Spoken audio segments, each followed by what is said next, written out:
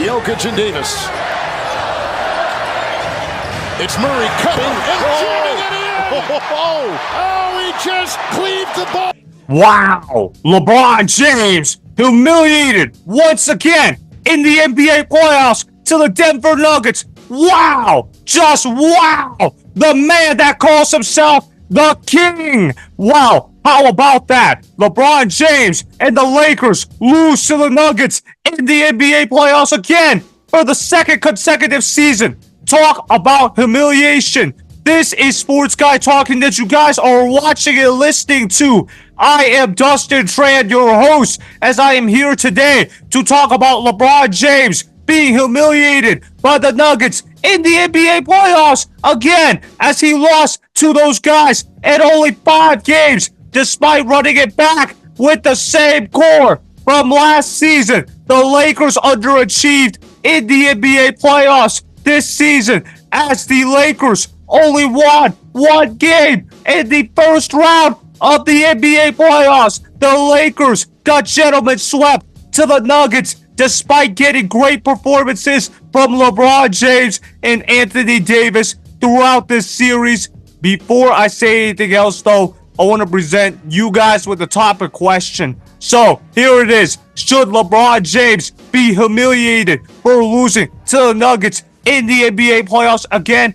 Absolutely. Is that even a real question? Of course, LeBron James should feel embarrassed for losing to the Nuggets in the NBA playoffs again. Not only should he feel embarrassed, he should feel absolutely humiliated for losing to the Denver Nuggets. And that clip that I showed you guys to start off this video was LeBron James getting dunked on by Jamal Murray, who, by the way, is one of the most clutch players in the NBA, because he hit another game-winning shot for the Denver Nuggets as they won this series 4-1 against the Los Angeles Lakers in round 1 of the NBA playoffs. That was not the first time Jamal Murray hit a game winner against the Lakers in this series, as he also hit a buzzer beater shot against the Los Angeles Lakers in game 2 of the first round of the NBA playoffs, where he hit a mid-range jumper over Anthony Davis, who he claims should have won Defensive Player of the Year himself. Obviously, you look at how Jamal Murray has come up clutch for the Denver Nuggets, because the Denver Nuggets have not led for much of the series against the Los Angeles Lakers. But guess what? They found a way to win this series in 5 games because of the clutch heroics of Jamal Murray. Also, don't forget about the greatness of Nikola Jokic. It's crazy how Nikola Jokic can have a bad night playing basketball, and it is still better than 99% of the NBA players. Right now, Nikola Jokic is one of the best players in the world. I'll even go as far as to say that Nikola Jokic is the best player in the NBA, because it seems like Nikola Jokic is going to win his 3rd MVP in the last 4 seasons. And not only that, Nikola Jokic probably should have won 4 straight MVPs if it were not for the racist take that Kendrick Perkins made on ESPN last season, where he said Nikola Jokic cannot win the MVP award because he's a white guy, and that they need to give the MVP award to Joel Embiid because he's a black guy. But Joel Embiid is the most fraudulent MVP winner that I have ever seen in the history of the NBA. No offense to Joel Embiid. I don't personally have a problem with Joel Embiid, but the fact of the matter is, how are you going to be a league MVP winner and you have never even been to a conference finals? You look at all the MVPs that have won MVPs in the history of the NBA. They have been to the Eastern or Western Conference Finals at least one time in their respective career. Joel Embiid is not going to do that in his NBA career. At least that is the case right now on the Philadelphia 76ers, because they are currently down 3-1 in their series to the New York Knicks, and it seems all but over for the Philadelphia 76ers in round 1 of the NBA playoffs, where they blamed everyone but themselves in terms of not being able to get past the second round of the NBA playoffs. But that's another discussion for another day. What I'm here to talk about, though, is the destruction of LeBron James on the Los Angeles Lakers, because of the fact that we may have seen LeBron James play his final minute on the Los Angeles Lakers. He might be bolting the Los Angeles Lakers this offseason for the New York Knicks. At least that's what I'm hearing according to rumors and reports.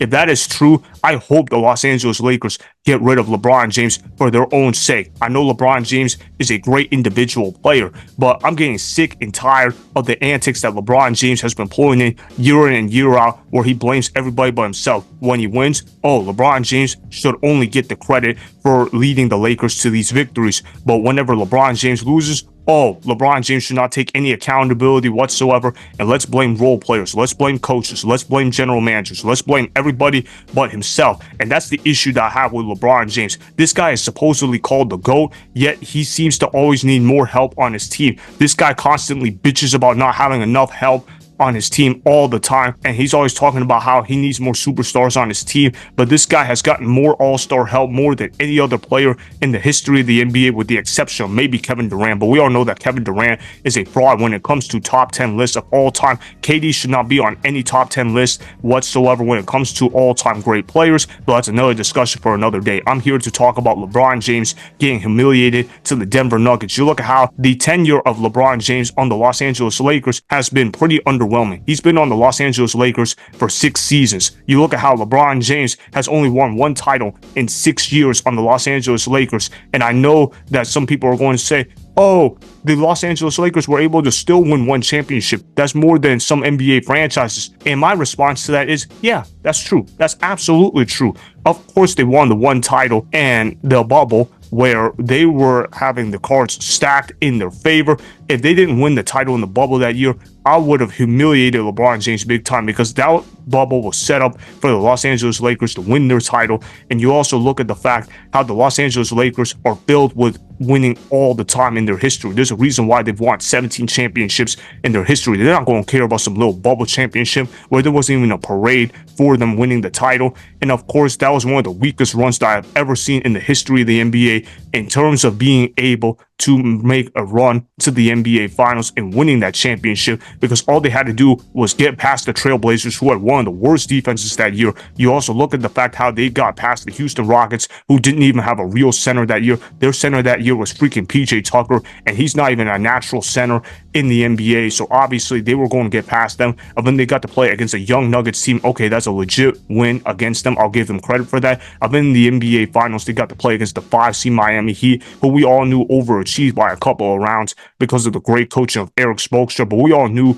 that the Miami Heat were not going to win the NBA championship that year. My point is, LeBron James had a cakewalk run to the NBA Finals that year in the bubble. And not only that, it has proven to be an outlier year for LeBron James on the Los Angeles Lakers. You look at the 6 years he's been on the Lakers. The first year he was on there, they missed the playoffs. The second year he was there, they won the title, but it was a bubble ring, a ring that nobody takes too seriously. And then, of course, the third year he was on the Los Angeles Lakers, he lost to the Chris Paul-led Suns in 6 games in the first round. And then in 2022, they trade for Russell Westbrook. They try to form up a super team, and what happened? They ended up missing out on the NBA playoffs entirely. They didn't even make it to the play-in game. That should tell you how bad the Los Angeles Lakers were in the 2022 NBA season. And then in 2023, they were the 7th seed, and to their credit, they did get to the Western Conference Finals, but they got swept to the Nuggets in 4 games. And then you look at how the Los Angeles Lakers performed this past season for the 2024 NBA season. They lost to the Denver Nuggets in 5 games. In other words, what I'm saying about the Los Angeles Lakers in recent memory is that they have continued to have gotten owned to the Denver Nuggets. They are 1-8 in the last 9 playoff games against the Denver Nuggets. If you want to count back to the regular season, they are 1-12 in their last 13 games against the Denver Nuggets. In other words, the Denver Nuggets have absolutely humiliated and owned LeBron James. And LeBron James is supposedly the GOAT. That's what all these people keep telling me in the mainstream media and his fanboys whenever I have conversations about LeBron versus Michael Jordan in the GOAT debate. But how can you be the GOAT when you constantly get owned to the Denver Nuggets all the time? And unlike the Golden State Warriors, the Denver Nuggets are not a super team. I know when LeBron James kept losing to the Warriors in the finals, everybody used to say, oh, it's a super team. Oh, LeBron James has no help relative to what Steph Curry and the Warriors had. And even though that is true to an extent, if you're supposedly the GOAT, why are you 4-6 in the finals? It's not like you lost 6 finals to the super team-led Warriors every single time. What about the time where you lost in the 2007 finals to the San Antonio Spurs? What about the time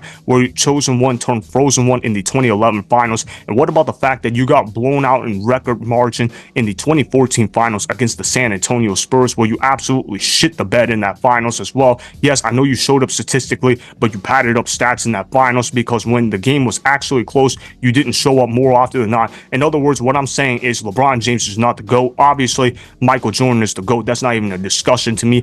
And if you're supposedly the GOAT, why do you keep getting owned to the Denver Nuggets all the time? That Nuggets team only has one All-Star on their roster, which, by the way, should be two if we're being completely honest with ourselves, because Nikola Jokic is an All-Star guy. He's a great player. Obviously, he has gotten recognition for that, but Jamal Murray needs to make an All-Star appearance. But my point is that a team filled with Nikola Jokic and Jamal Murray as their best players should not be just enough to dethrone LeBron James. If you put Michael Jordan on these current Lakers teams in his prime, or at least on the back half of his prime, they would have beaten those Denver Nuggets teams. You know why I know that? Because look at Michael Jordan in the 1997 and 1998 finals against those Utah Jazz teams. Those Jazz teams in the late 90s were really underrated, and they were really comparable to the modern day Denver Nuggets. Obviously, LeBron James constantly gets owned to the Nuggets because he's not clutch, while Jamal Murray is clutch for the Denver Nuggets. And the thing with LeBron James is it just seems to run away from the biggest moments of his career because of the fact that he doesn't have the clutch gene in him whatsoever. And when Jamal Murray hit the go-ahead shot to make the score 108 to 106 in Game 5 of the first round of the NBA playoffs, LeBron James gets the ball with about 2 seconds left. He has a chance to take a half-court shot, and what does he do? He ends up passing the ball to Taurean Prince and says to Taurean Prince, go ahead and make the half-court shot for me. I thought that perfectly illustrated the mentality of LeBron James in close game situations. You look at how LeBron James also missed a wide-open three in Game 2 of the first round of the NBA playoffs against the Denver Nuggets that ended up leading to Jamal Murray making a buzzer-beater shot on Anthony Davis. And this myth that LeBron James can supposedly guard positions 1 through 5 on the basketball court, that is one of the most false narratives that I've ever heard out there, because if that narrative was actually true, why doesn't he guard Jamal Murray late in the game? If Jamal Murray is as clutch as what he is, which by the way he legitimately is, then why isn't LeBron James guarding him? I thought you're supposed to be the GOAT. Why aren't you taking on the other team's best players? Why are you just standing in the corner, just standing out there and looking like you have no idea how to play off-ball defense whatsoever? The fact of the matter is LeBron James is absolutely not the GOAT, and the past 2 years against the Denver Nuggets shows exactly why LeBron James is not the GOAT. I think LeBron James needs to be humiliated for losing to the Denver Nuggets in the NBA playoffs once again.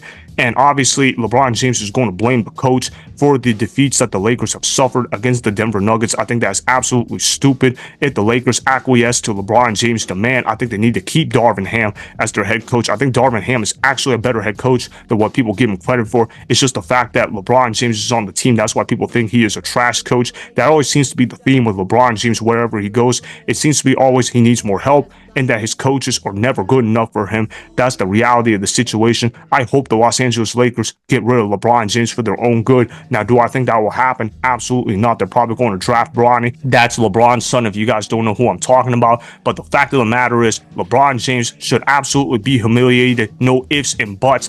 It needs to be a humiliation sign on LeBron James' locker room, because there is humiliation for losing to the Denver Nuggets in back-to-back years. You essentially got gentlemen swept to them. You probably would have gotten swept to them if Austin Reeves didn't have a great Game 4, and the fact that Anthony Davis was phenomenal for the Lakers throughout the series for the most part. So that is why LeBron James should absolutely be humiliated for losing to the Nuggets in the NBA playoffs again, as he got gentlemen swept to the Nikola Jokic-led Nuggets team. Remember, go ahead and subscribe to Sports Guy Talking, like the video, and please comment down below. If you guys do that, I may shout you guys out in my Instagram story every Monday. That'll be for the @Dustin Tran Instagram account. Make sure to follow me on Instagram @Dustin Tran, and that's Sports Guy Talking.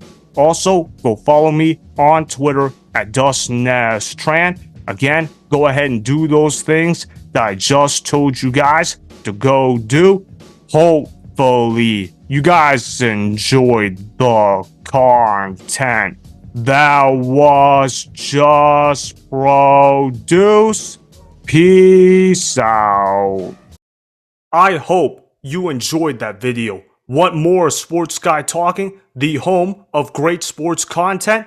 Make sure you click that subscribe button to get the latest from Sports Guy Talking. Go ahead and like the video. Comment down below.